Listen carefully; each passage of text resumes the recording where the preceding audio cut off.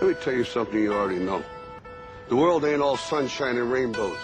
It's a very mean and nasty place, and I don't care how tough you are, it will beat you to your knees and keep you there permanently if you let it. Life is tough. That's a given. When you stand up, you're going to be shoved back down. When you're down, you're going to be stepped on. My advice to you doesn't come with a lot of bells and whistles. It's no secret. You'll fall down, you'll stumble, you'll get pushed, you'll land square on your face.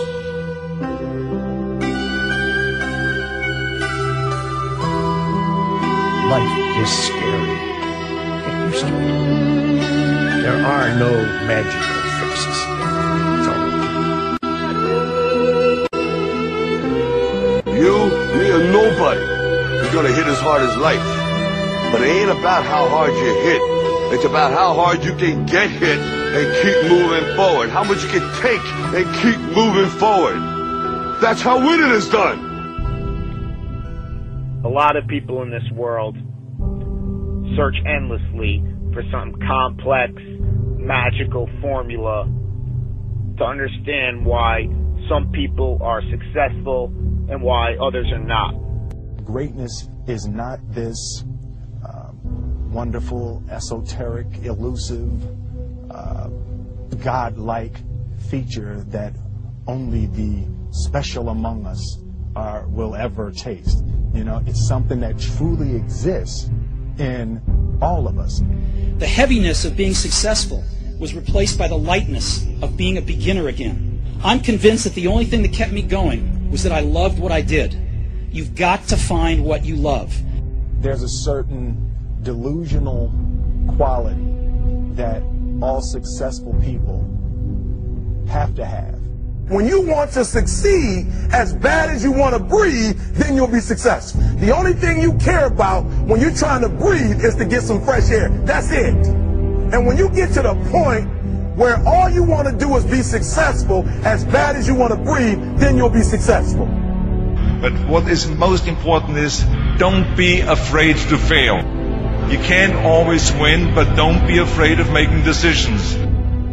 You might never fail on the scale I did, but some failure in life is inevitable.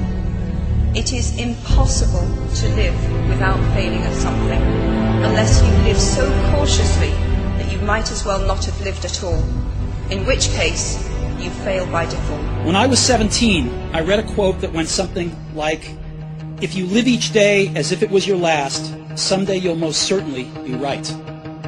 It made an impression on me, and since then, for the past 33 years, I've looked in the mirror every morning and asked myself, if today were the last day of my life, would I want to do what I am about to do today? Because almost everything, all external expectations, all pride, all fear of embarrassment or failure, these things just fall away in the face of death, leaving only what is truly important. Remembering that you are going to die is the best way I know to avoid the trap of thinking you have something to lose. Is distinctly different about me is I'm not afraid to die on a treadmill.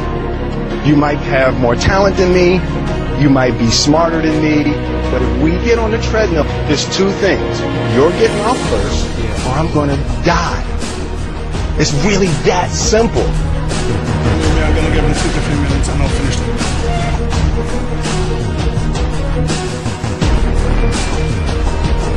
Then I promise that he will make it 2 till 3 minutes in the kickboxing ring with me this time. It's like you have to save your own life. Nobody's going to be able to save it for you. So we have to do what we have to do, no matter what it is. This is what I believe, and I'm willing to die. Period. No matter how bad it is, or how bad it gets, I'm going to make it. Say that to yourself every day. Our deepest fear is not that we are inadequate. Our deepest fear is that we are powerful beyond measure. I'm motivated by fear. What we are trying during all these discussions and talks here is to see if we cannot radically bring about a transformation of the mind. Not accept things as they are, but to understand it, to go into it, to examine it. Give your heart and your mind with everything that you have to find out a way of living differently. But that depends on you and not somebody else. Because in this there is no teacher, no pupil, there is no leader, there is no guru, there is no master, no savior. You yourself are the teacher and the pupil, you are the master, you are the guru, you are the leader. You are everything. To understand is to transform what is. You know, when you get old in life, things get taken from you. I mean, that's part of life. But you only learn that when you start losing stuff. You find out life's this game of inches. On this team, we fight for that inch. On this team, we tear ourselves and everyone else around us to pieces for that inch. We claw with our fingernails for that inch. Because we know when we add up all those inches, that's gonna make the fucking difference between winning and losing. Between living and dying. I'll tell you this, in any fight, it's the guy who's willing to die who's gonna win that inch. Now, if you know what you're worth, now go out and get what you're worth. But you gotta be willing to take the hits and not pointing fingers saying you ain't where you want to be because of him or her or anybody. Cowards do that, and that ain't you. You're better than that. And I know if I'm gonna have any life anymore, it's because I'm still willing to fight and die for that inch. Because that's what living is. The 6 inches in front of your face.